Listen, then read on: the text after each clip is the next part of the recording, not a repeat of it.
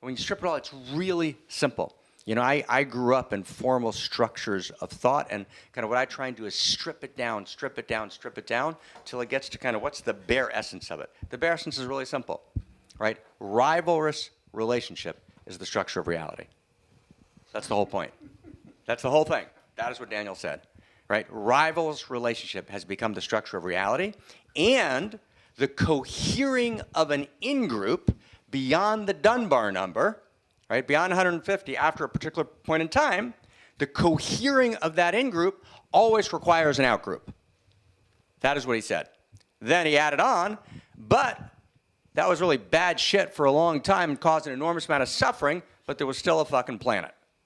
But when we move from bow and arrow to exponential tech and exponential weaponry, right, into this new structure of reality, right, that's no longer the case. Right, if we actually continue along our present curve, we're done. End of conversation. That's, you know, the cliff notes, right? Now that's a big deal, which means, now let's just get it now, and it's really gorgeous. Just stay with me for a second. It's really crazy gorgeous. It's crazy gorgeous. So what's one of the core statements? And tomorrow, we're going to talk an enormous amount about eros, right? And we're going to hear about, you know, we're going to talk about eros from the perspective of homo amore universalis, from the perspective of the phenomenology, from the perspective of return to eros.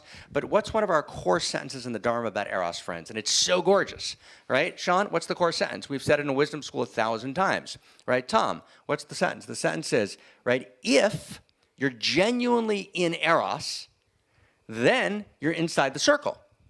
When you're in pseudo-eros, one of our core distinctions, then you've got to place someone else outside the circle to give yourself the illusion that you're inside the circle. Does everyone get that? So the distinction between eros and pseudo-eros is precisely what Daniel was talking about. Does everyone get it? It's the exact same conversation. In other words, the way to move beyond pseudo-eros, because Yossi, essentially, what's he describing? His whole description of rivalrous conflict is a description of pseudo-eros writ large. Right? That's the description.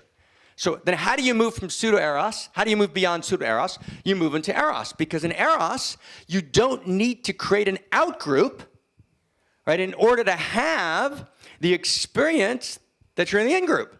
You don't need to make someone else other. When two people sit down, Kristen, they're in Salt Lake City, they're in that place, you know, called Sugarloaf or wherever it is, and they're sitting down at that Borders, and they're sitting down, and they're not really having a good meeting. It's not going well, right?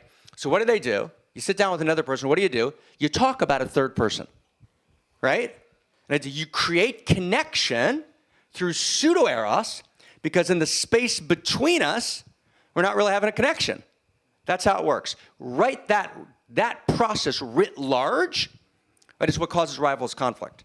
And as I only create my identity, let's go back to a narrative of identity.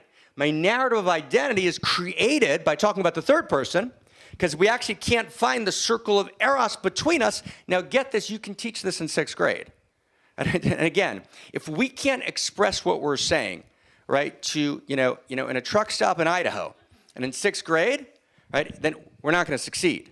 Right? The greatness of a great tradition, right, is its ability to go all the way up and all the way down in the sense of it's clear, it's simple. You got to be able to say it super clearly.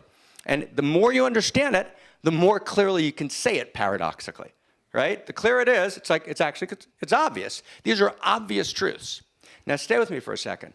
So I'm sitting with, I think it was Shahat and my son 4 or 5 years ago in a cafe in Amsterdam, and we're reading articles, right, about World War I, where people are sitting facing each other, the French and the German, right, on that, how do you pronounce the line? The Maginot Line. Right? And except for this gorgeous moment in Flanders, where they all came in on Christmas, this kind of stunning story, except for that moment, they're fucking killing each other. Now, why? And all the articles about this era talk about that the men could have deserted. Why'd they stay? And they stayed not because they were bad men, they were good men. They stayed because their sense of identity and duty and honor, their duty and honor was rooted in their sense of identity, right? Without identity, there's no duty. Without duty and honor, there's no identity. So my duty and honor rooted in my identity says I've got to stay and keep shooting and killing those men, even though I'm going to be killed in 6 days. The chance of getting out of there alive, 7 million men were killed, right? Just sitting, firing literally where, you know, Lindsay is sitting that far away, killing each other, right? Because that was the outgroup, that was the identity. So how do you break that cycle? You break that cycle by actually creating a new vision. And the new vision, and that's what we sat talking about to the structural experts on this last 2 days, is unique self-symphony. Barbara calls it social synergy. I call it unique self-symphony, but we're talking about two faces of the one with different dimensions. And unique self-symphony means that we're coming, it's so exciting.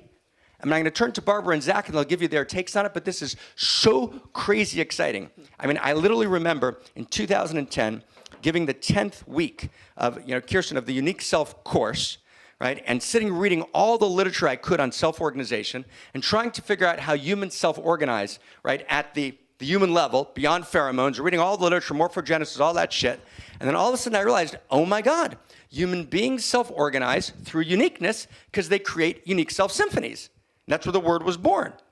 And then I just read everything I could. I was, oh my, of course. It's just so once she said, I called Wilbur, and we just were like ecstatic. Oh, this is the principle of self-organization. We self-organize through uniqueness because that's where our eros is. Our eros, right? Adam Bello's eros is in being Adam Bello, right? He doesn't want to be Swami Chaitananda, right? How do you? I know. He's got a therapist. He's working the issues, but right? But a healthy person, right? But all of us, right? And I want to be me, right? And that's ultimately right because the desire not to be me is actually pathology. It's actually insanity, right? And it's right. And it's to actually realize, oh my God. Right? My eros is my uniqueness, and then our erotic gorgeousness, now stay with me last second, and our erotic gorgeousness isn't a human thing. It's the nature of reality. That's why we're talking to Howard Bloom. You begin to see how this all sits together? Right? And it's the eros is the nature of reality.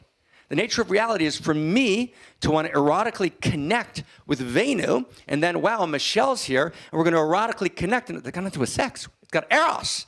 Right? We're allured to each other. We create this space between us, and out of that space between us, we generate generativity, new realities, new gorgeousness. And what draws us together, that's why we call it a unique self-symphony, and sometimes we call it a unique self-jazz symphony, because sometimes we're doing jazz with each other, because we're generating out of the space a new gorgeousness of music and art that never existed before, and that's so exciting. It's the compulsion of the artist. We become social artists of the new reality, and that's the erotic strange attractor, which becomes the essential structural dimension that changes the nature of reality from a strategic, economic, health, weaponization, every point of view. This new social structure is the single most important social structure we can have.